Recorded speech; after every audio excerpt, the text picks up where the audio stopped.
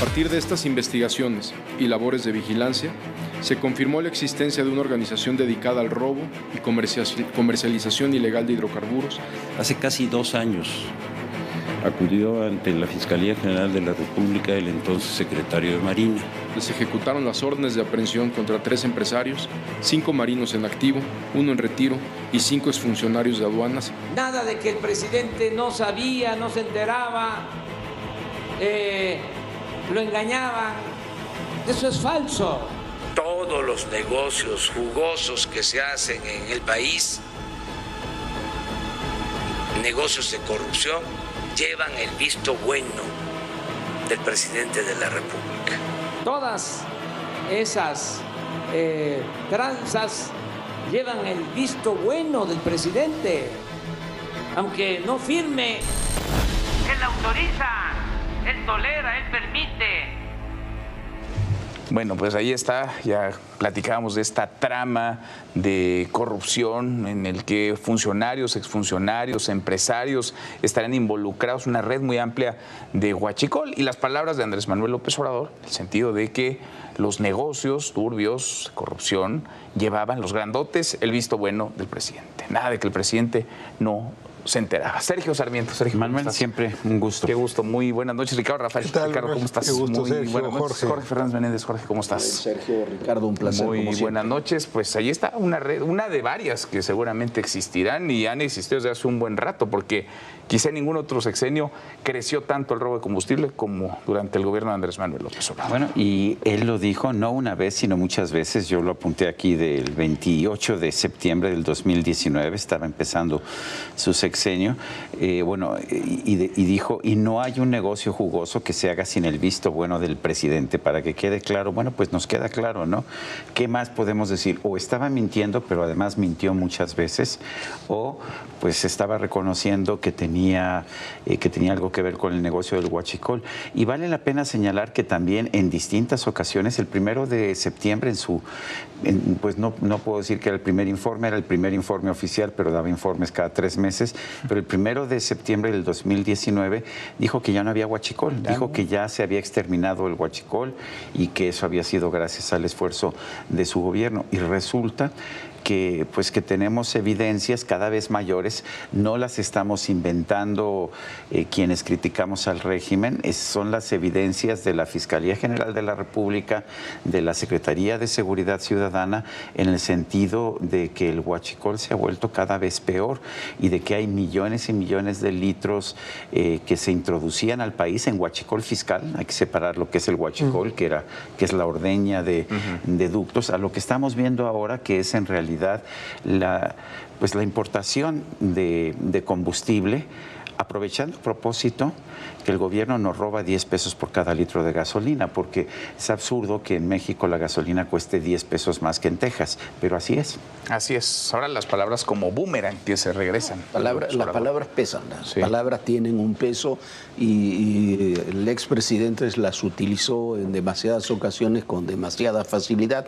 Este es uno de los casos. Yo soy de los que cree que un presidente, cualquier presidente, no sabe todo lo que ocurre en su sexenio. No puede Estoy de acuerdo, saberlo, claro, no puede saberlo, pero él lo insistió en muchas ocasiones para pegarle a los anteriores presidentes.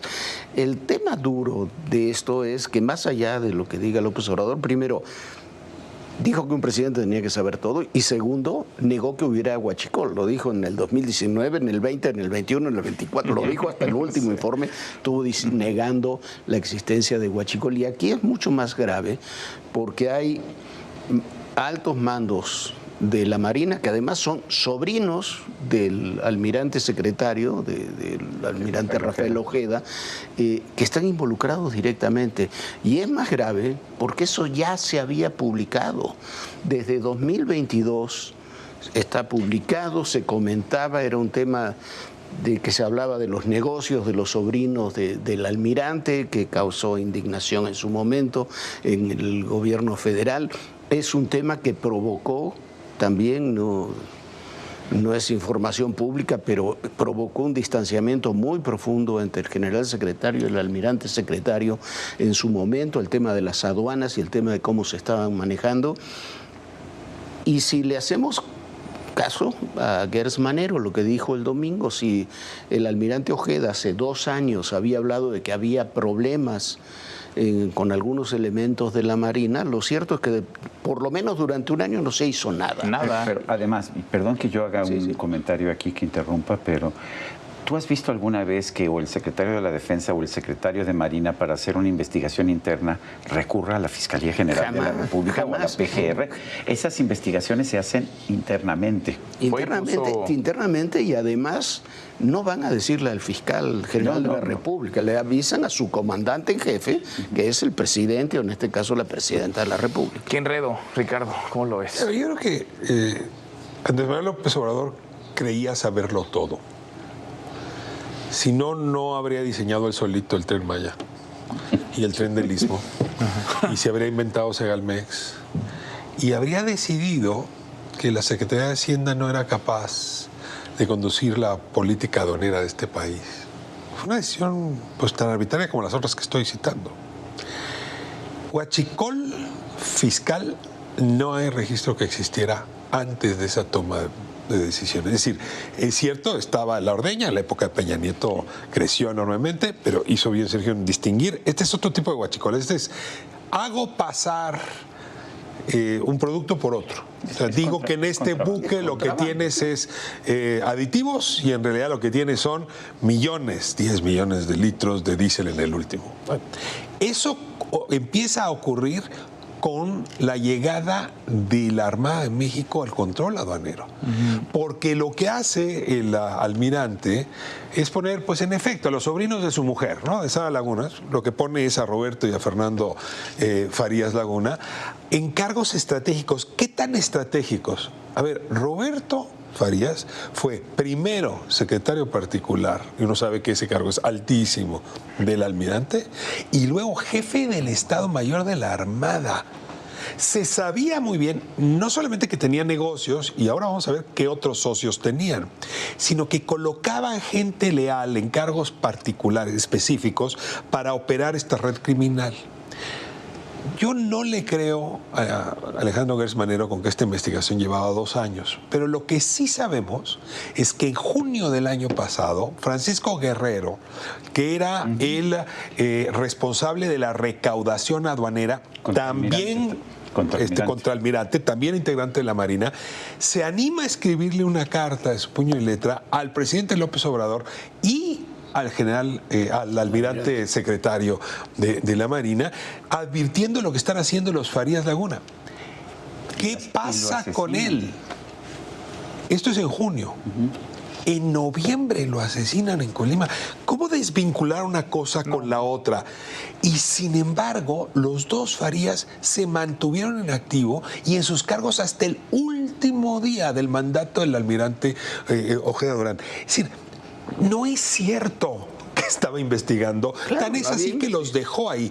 Yo lo que me pregunto es por qué este gobierno, hablo ahora del de Claudia Sheinbaum, a lo mejor ustedes lo entienden mejor, se esmera no en presumir el golpe del desmantelamiento de esta red, sino la mitad del tiempo en lavarle la cara a un almirante que por omisión o por acción estaba metido en esta red criminal. Con esa descripción que haces detallada de la cercanía que hay, no se puede dividir entre sus sobrinos, así sean políticos, y el almirante. Una institución, la Marina, que era, pues quizá la más confiable. Pues era la que se le tenía confianza por arriba de la Secretaría de la Defensa.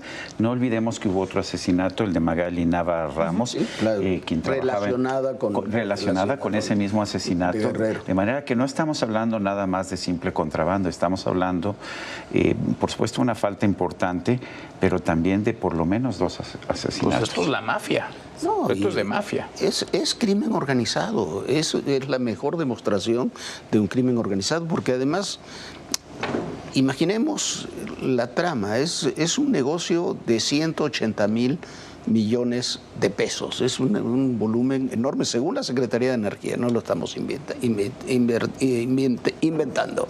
Y es un negocio que también, según fuentes de la Secretaría de Energía, podría ocupar el huachicol, el contrabando de gasolinas, podría implicar el consumo de prácticamente una cuarta parte de las gasolinas que se consumen en el país.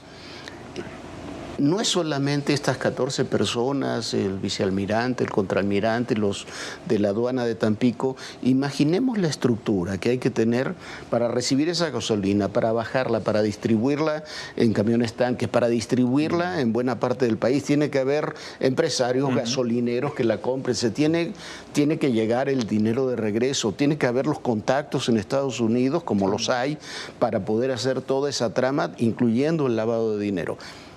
Pensar que toda esa trama se puede desarrollar con altos mandos de la Marina, como dice Ricardo, con personas que están en el centro del poder de la Marina, sin que nadie se entere, la verdad, resulta muy difícil de entender. El único caso que yo conozco parecido es el del general Gutiérrez Rebollo, allá en el 97, si no me equivoco, y al general lo designaron en diciembre.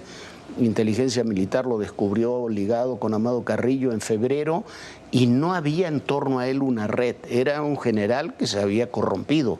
Pero aquí tenemos toda una red enorme, con subalternos, con gente al mando, con una aduana, la de Tampico, totalmente tomada. Y si sigue la investigación, vamos a ver que ocurre lo mismo en Ensenada, claro, con Ensenada, Tijuana, en Altamira. Es un tema que va a crecer la muchísimo. punta del iceberg de una estela de corrupción inmensa, enorme.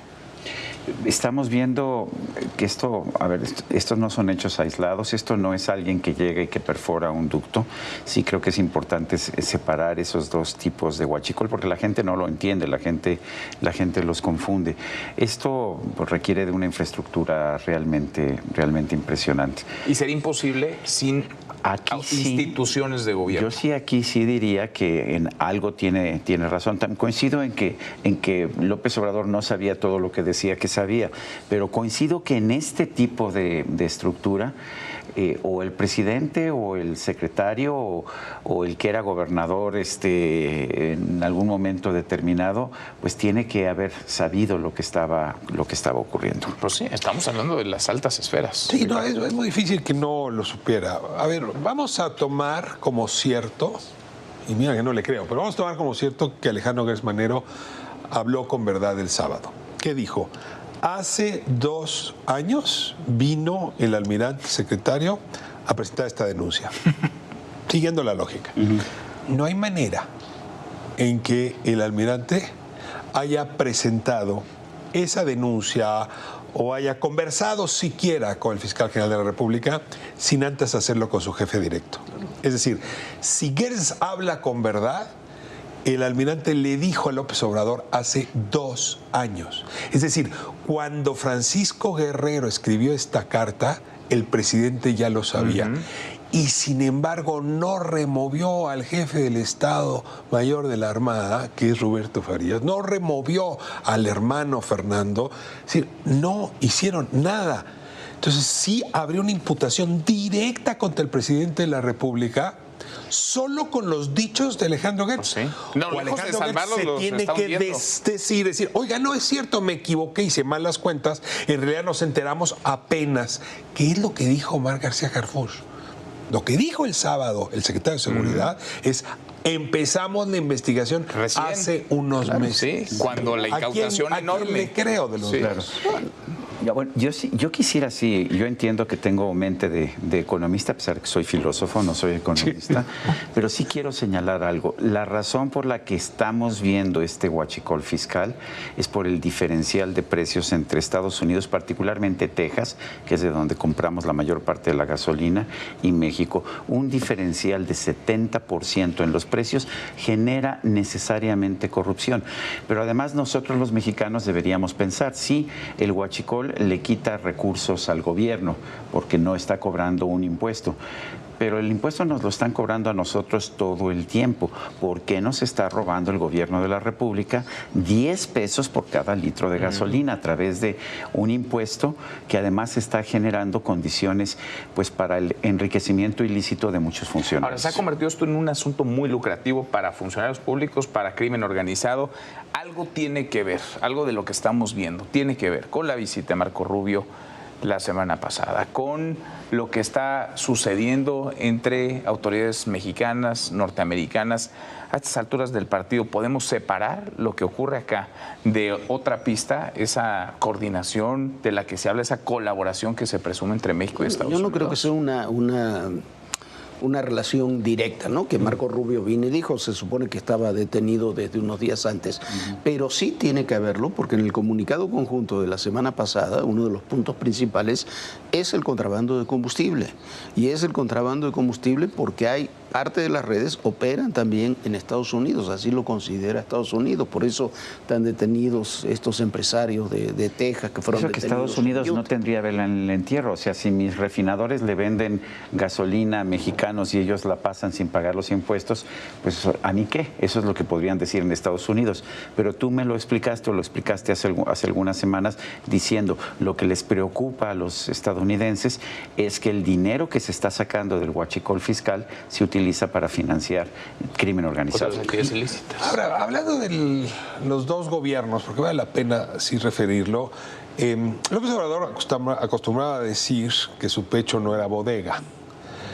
Pues lo que me está quedando claro es que el pecho de Claudia Sheinbaum no es tapadera, porque no está dispuesta a tapar nada, o muy poco. A ver, me regreso a Tabasco, utiliza, lo platicamos en esta misma mesa, a un alto mando militar allá en Tabasco, el jefe de la zona militar, para pues empinar a Dan Augusto López y a Hernán Bermúdez Requena. Es decir, esa fue una operación que se decidió desde la presidencia y que se operó con jefe el ejército. de zona no da entrevista de radio. Ahora, en este sentido lo vuelvo a ver igual. Pero ahí sigue a Dan Augusto López. Sí, pero a ver, herido de muerte. Sí, muy debilitado. Herido de muerte. Es decir, si todavía su red criminal estuviese operando, lo sospecharía, porque, a ver, ya es como se dice en inglés, un pato cojo, o sea, no hay manera que ese señor pueda ser un muerto viviente, ¿no? Un zombie. Pero este es el mismo caso, es decir, aquí... Ya veo lo encabezado mañana. Ricardo Rafael dice que... Es un pato muerto. Bueno, un vampiro muerto. Le dicen el señor vampiro, ¿no? Sí. Pero este es el mismo caso, es decir... El propio mensaje exaltado del sábado diciendo que el almirante no tiene culpa de nada es una acusación manifiesta, ¿no? Es decir, mientras más insistían con que su cara estaba limpia y no estaba manchada, más nos preguntaban los demás a qué grado estaría manchada. Y la verdad sí fue una operación que deja muy debilitado a este individuo y a esa red, si no es que incluso desmantelada. Ambas operaciones tienen como origen Palacio Nacional. Esto no sucedió por casualidad. Y esto sí nos sigue indicando que el túnel entre Palacio Nacional y Palenque debe estar en conflictos y que no va a resultar bien. Está como división. El drenaje de la ciudad. Así, desbordado. pero también tiene no se coincide, Sergio, pero con eso tiene relación, muy el nombramiento del almirante Raimundo Morales, también si uno lo ve tiene relación con esto, es el más joven de todos los almirantes, es otra generación. Había ascendido apenas en noviembre, cuando fue nombrado, con menos de un año fue nombrado almirante secretario. Hay una distancia generacional de edad que me parece que también tiene relación con esto. Gracias, Jorge. Ricardo, gracias. Gracias. Hasta mañana. Pásala.